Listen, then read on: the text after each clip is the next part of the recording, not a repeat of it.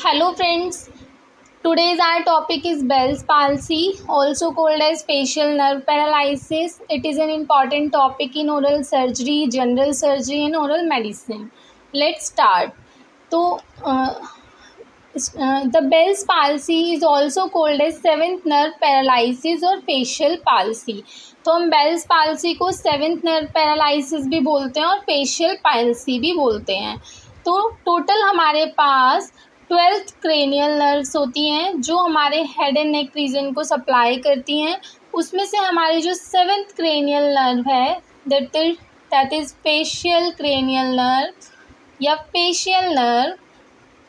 अगर इसमें पैरालिसिस होता है तो हम उसे 7th नर्व पैरालिसिस या फिर फेशियल नर्व पैरालिसिस बोलते हैं. तो it is a introduction of Bell's palsy. Most common paralysis होता है ये हेड एंड नेक रीजन का. Next aetiology. अगर हम इटियोलॉजी की बात करें तो ये अननोन इटियोलॉजी होती है. अभी तक भी हम एग्जैक्ट इटियोलॉजी नहीं जानते हैं बेल्स पाल्सी की, ठीक है. लेकिन कुछ हमारी इटियोलॉजी हो सकती हैं या बोले तो कुछ फैक्टर्स ऐसे हैं जो कि रिस्पॉन्सिबल होते हैं बेल्स पाल्सी के लिए. तो सब फर्स्ट वन आया हमारा cold. It occur after exposure to cold. अगर कोल्ड से एक्सपोजर होता है तो भी हमारी बेल्स पाल्सी देखी गई है. नेक्स्ट है हमारा trauma. Trauma to the facial nerve during extraction of teeth और open injection of local anaesthesia lead to Bell's palsy. तो क्या होता है कि अगर हम एक्सट्रैक्शन कर रहे हैं, हमें बताया कि हमारा जो 7th क्रेनियल नर्व है जिसे आप यहाँ पे भी देख रहे हो फेशियल नर्व, ये हमारे फेस को सप्लाई करती है अलग अलग रीजन्स को. ये मैक्सिला में भी सप्लाई कर रही है और मैंडिबल में भी. तो अगर एक्सट्रैक्शन होता है, अगर हम एक्सट्रैक्शन कर रहे हैं, यहाँ पे हमारे टूथ प्रेजेंट होंगे, यहाँ पे भी प्रेजेंट होते हैं, तो सारे ही हमारे टूथ प्रेजेंट होते हैं यहाँ पे. तो जब हम एक्सट्रैक्शन कर रहे हैं और अगर हम अननेसेसरी एक्सट्रीम फोर्स अप्लाई करते हैं तो यहाँ पे चांसेस हैं कि हम अपनी फेशियल नर्व को पैरालाइज कर दें. तो it can be cause of Bell's palsy. तो हमने फर्स्ट पॉइंट यहाँ पे क्या देखा था कि हमारी फेशियल नर्व में ट्रोमा हो सकता है एक्सट्रैक्शन के टाइम पे. यहाँ मैंने आपको बताया क्यों होगा, क्योंकि हमारी जो फेशियल नर्व होती है वो बहुत ही क्लोज रिलेशन शो करती है हमारे मैक्सिलरी एंड मैंडिबुलर टूथ से. तो बहुत ही चांसेस होते हैं कि एक्सट्रैक्शन के टाइम पे इनको नर्व में डैमेज हो जाए.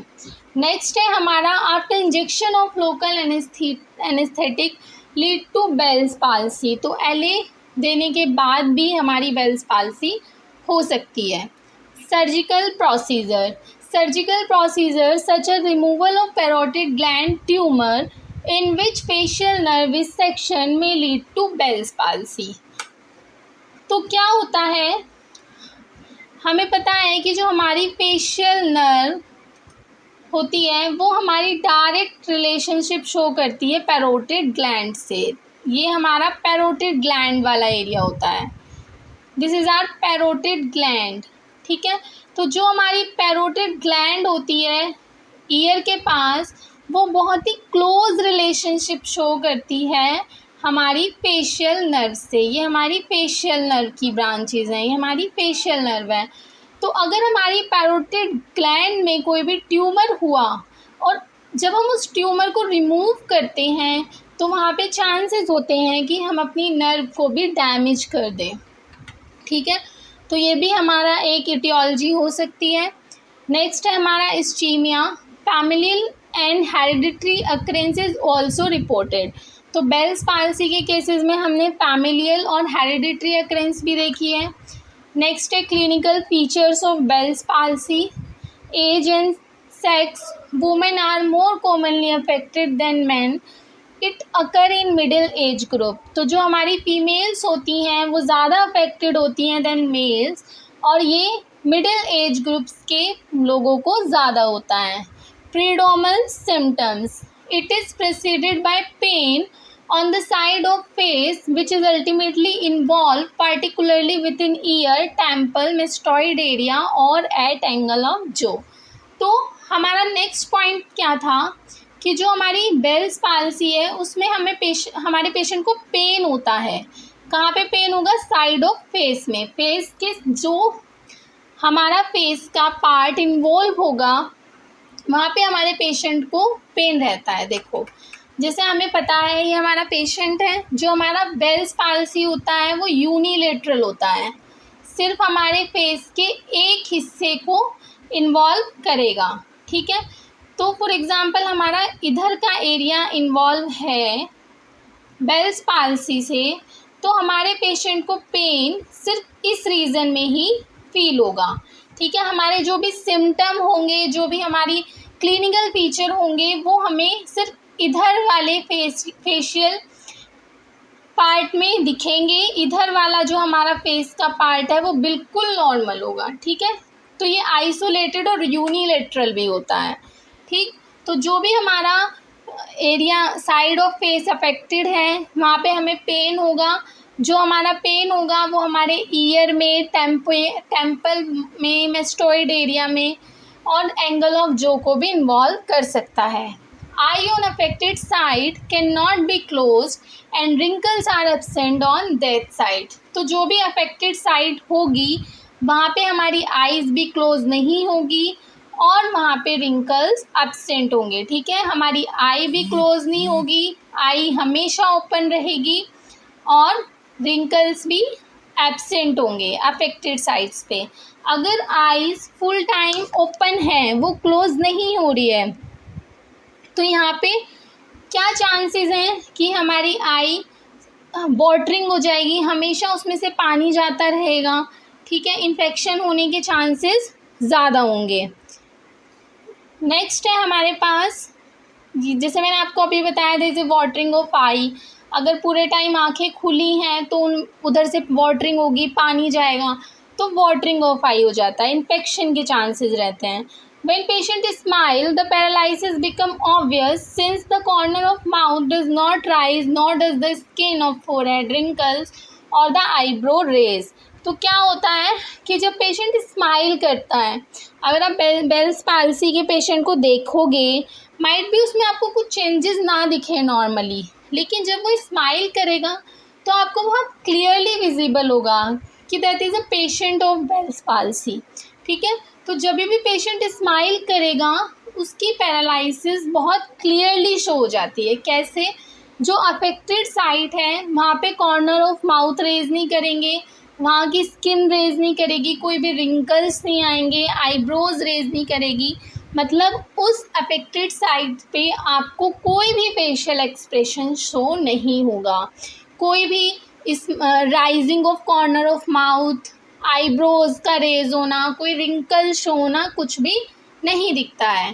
ठीक है, तो इसमें ये लिख रहा है कि जब पेशेंट स्माइल करता है तो जो पैरालिसिस होता है वो बहुत क्लियरली शो होता है, क्योंकि कॉर्नर नहीं रेज होते हैं, स्किन और फोरहेड पे कोई भी रिंकल्स नहीं आते हैं और आईब्रो भी रेज नहीं होती है। मतलब पेशेंट का जो फेस है वो एक्सप्रेशन लेस फेस होगा, जो कि हमारा मास्क लाइक अपीयरेंस शो करता है। ठीक है, ये पॉइंट हमारा एमसीक्यू की तरह भी पूछा जाता है कि हमारा मास्क लाइक अपीयरेंस या एक्सप्रेशन लेस फेस कौन सी कंडीशन में दिखता है, तो बेल्स पाल्सी। ये हमारा पेशेंट है बेल्स पाल्सी का, आप क्लियरली शो कर पा रहे हो कि ये हमारी अफेक्टेड साइट है और ये हमारी नॉर्मल साइट है। यहाँ पे पेशेंट को रिंकल्स भी आ रहे हैं। ठीक है, उसका कॉर्नर ऑफ माउथ रेज कर रहा है, फोल्डिंग आ रही है। ठीक है, लेकिन अगर आप अफेक्टेड साइट को देखोगे तो बहुत ही एक्सप्रेशन लेस और मास्क लाइक अपीयरेंस है। ठीक है, inability to close eyes resulting in irritation, वो अपनी आइज़ को क्लोज नहीं कर पा रहा है, जिसकी वजह से उसकी आइज़ वाटरिंग हो जाएंगी, आँखों में से पानी निकलेगा और इन्फेक्शन के चांसेस रहेंगे। ठीक है, एसिमेट्रिकल फेशियल मसल स्टोन, जैसे कि आप देख पा रहे हो कि जो फेशियल सिमेट्री है वो एसिमेट्रिकल हो गई है, वो दोनों तरफ सेम नहीं दिख रही है। ठीक है, सैगिंग फेस दिखेगा। Next, oral manifestations. तो corner of mouth, the muscular paralysis manifest itself by drooping in corner of mouth from which saliva may dribbled. ठीक है, जैसे कि आपने यहाँ पे देखा कि जो कॉर्नर ऑफ माउथ है उसकी ड्रूपिंग हो जाती है। जब कॉर्नर ऑफ माउथ की ड्रूपिंग हो जाएगी, वो ड्रूप डाउन हो जाएगा, तो क्या होगा कि वहाँ से सलाइवा बाहर आता रहेगा, सलाइवा की भी ड्रूपिंग हो जाएगी। ठीक है, तो ओरल मैनिफेस्टेशन में हमने क्या देखा, द मस्कुलर पैरालिसिस, मसल्स में पैरालिसिस होता है जिसकी वजह से कॉर्नर ऑफ माउथ की ड्रूपिंग हो जाती है और ड्रूपिंग होने की वजह से वहाँ से सलाइवा ड्रिबल होगा। Food is retained in upper and lower buccal and labial folds. ठीक है, तो जो फूड होगा वो रिटेन रहेगा अपर और लोअर बक्कल फोल्ड में। ठीक है, पेशेंट अपना ओरल हाइजीन नहीं मेंटेन कर पाएगा क्योंकि वहाँ पे फूड की रिटेंशन होगी, वहाँ पे बैक्टीरिया आएगा, इन्फेक्शन होगा। ठीक है, investigations, an audiogram should be perform, ECT और MRI and EMG should be consider. ठीक है, हम ऑडियोग्राम ले सकते हैं। जो हमारा ऑडियोग्राम होता है वो हमारा नॉर्मली हेयरिंग टेस्ट होता है। ठीक है, इसमें हम हेयरिंग के बारे में पता करते हैं।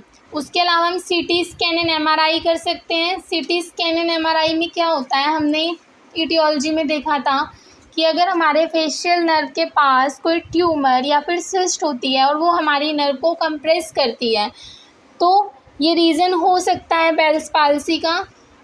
तो हम CT स्कैन एंड MRI कराते हैं तो हमें उसमें क्लियरली विजिबल होता है कि कोई ट्यूमर या सिस्ट तो नहीं है या कोई और पैथोलॉजी तो नहीं है, अगर है तो वो कितना एरिया इन्वॉल्व कर रही है, कितना डीप जा रही है। ठीक है, and EMG should be consider. EMG हमारा नर्व की, EMG जो हमारा इन्वेस्टिगेशन होती है वो हमारी नर्व के लिए होती है। इसमें हम नर्व को देखते हैं कि नर्व हमारी कितनी डैमेज हुई है, कोई इंजरी है नर्व में, ये सब हम EMG से देखते हैं। A base line ophthalmologic examination is often helpful to determine further therapy. जैसे कि हमने बार बार क्लिनिकल फीचर्स में देखा था कि आई इन्फेक्शन होगा, आई क्लोज नहीं होती है, वाटरिंग आई होती है, तो इसीलिए हम वहाँ पे ऑप्थेल्मोलॉजिक एग्जामिनेशन करते हैं आई की कंडीशन को देखने के लिए। If electroneurography reveal a greater than 90% loss of compound action potential within first 2 weeks following onset of paralysis, facial nerve decompression is done। ठीक है, अगर हमारा इलेक्ट्रोन्यूरोग्राफी में ये दिख रहा होगा तो उसमें हम फेशियल डिकम्प्रेशन भी कर सकते हैं। अब आया हमारा last topic of today lecture, management of Bell's palsy. तो इसमें हम क्या करेंगे, जैसे हमारी एक इटियोलॉजी नहीं होती है स्पेसिफिक बेल्स पाल्सी के लिए, इसी तरह से हमारा एक स्पेसिफिक मैनेजमेंट और ट्रीटमेंट भी नहीं होता है, लेकिन हमारे कुछ ट्रीटमेंट हैं जो हम बेल्स पाल्सी में करते हैं, such that use of vasodilator drug like histamines. हम वेसोडाइलेटर्स का यूज़ करते हैं जैसे कि हमारे हिस्टामिन्स हैं। Administration of physiologic flushing dose of nicotinic acid, तो हम नाइकोटिनिक एसिड देते हैं पेशेंट को। Surgical anastomosis of nerve has been carried out specially with facial and hypoglossal nerve. तो एनास्टोमोसिस का मतलब क्या होता है कि दो डिफरेंट स्ट्रक्चर को जॉइन कर देना, कनेक्ट कर देना, तो वो हमारा एनास्टोमोसिस होता है। तो हम सर्जिकल एनास्टोमोसिस करते हैं। एनास्टोमोसिस करेंगे हम बाय सर्जरी। किसका एनास्टोमोसिस कर रहे हैं, नर्व का। तो ये हमारा फेशियल एंड हाइपोग्लोसल नर्व के बीच में होता है। इसके अलावा हम systemic steroid and ACTA injection patient को दे सकते हैं। ठीक है, that is all about Bell's palsy. अगर मेरा वीडियो पसंद आया हो प्लीज़ लाइक, शेयर और सब्सक्राइब करना। Thank you.